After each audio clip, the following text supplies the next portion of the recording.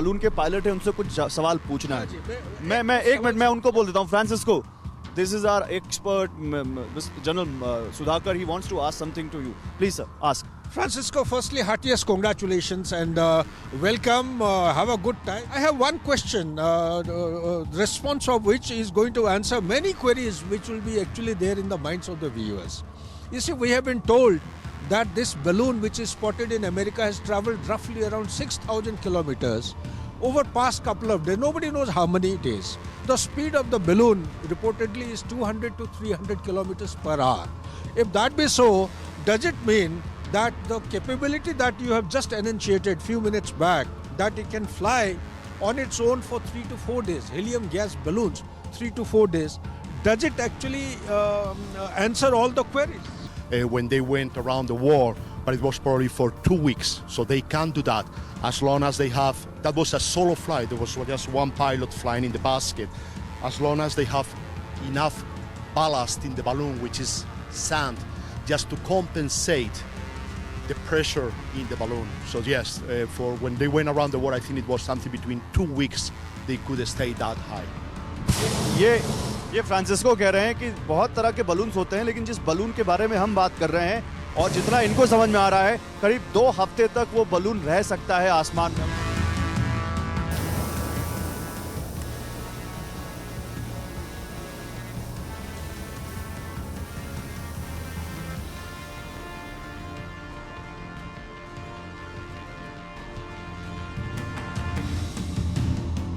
China के पास तो तमाम, मतलब अमेरिका और चाइना तो कही जाते हैं कि उनके पास स्पेस पावर है, बहुत तरह की सैटेलाइट्स हैं जो आपके घर में क्या हो रहा है वो तक जान ले।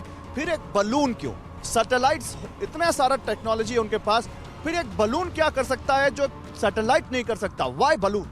बलून का देखिए, इसके मेरे हिसाब से 2-3 पहलू हैं। पहली बात तो ये, बलून का जो रडार सिग्नेचर होता है वो बहुत छोटा और बहुत वीक सिग्नेचर होता है, तो ये जो इसको मिसाइल से टैकल करना या इवन एयरक्राफ्ट से टैकल करना बहुत ज़्यादा मुश्किल होता है, पहली बात। दूसरी बात ये है कि जो आप इंफॉर्मेशन सैटेलाइट से ले रहे हैं उससे कहीं ज़्यादा और कहीं डिफरेंट टाइप की इंफॉर्मेशन, जो कि मेनली डिफेंस रिलेटेड इंफॉर्मेशन हो सकती है, वो आप एक बलून के द्वारा ले सकते हैं। तीसरी बात यह है कि एक बलून जो है एक बहुत ज़्यादा कॉस्ट इफेक्टिव मेरे हिसाब से ऑप्शन हो सकता है, ताकि जो आपको इन्फॉर्मेशन चाहिए उसके लिए सैटेलाइट से मिल रहा है, लेकिन वो इन्फॉर्मेशन आप पिन पॉइंट जगह पर जा करके उससे लिया जा सकता है। ठीक है, तो देखिए, सैटेलाइट से भी जासूसी होती है और बलून से भी जासूसी होती है, लेकिन बलून से जो जासूसी होती है, गौरव मैं ये भी बताता हूँ कि ये बलून से जो जासूसी होती है ये कोई नया फिनोमेना नहीं है।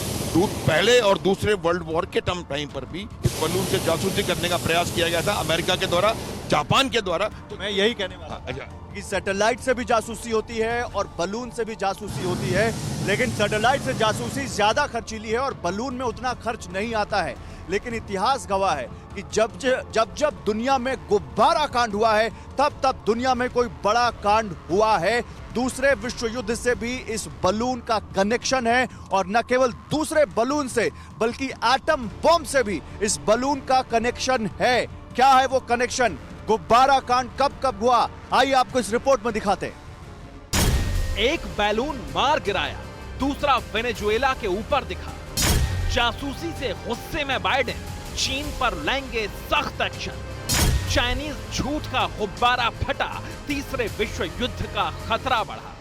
बैलून में जासूसी उपकरण लगे थे जिससे चीन जासूसी करने में जुटा था।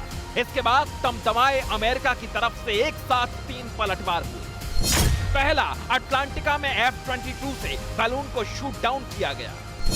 दूसरा, विदेश मंत्री एंटनी ब्लिंकन का बीजिंग दौरा रद्द हो गया। और तीसरा, गुआम के एंडरसन एयरबेस पर B-1B बॉम्बर को तैनात कर दिया गया।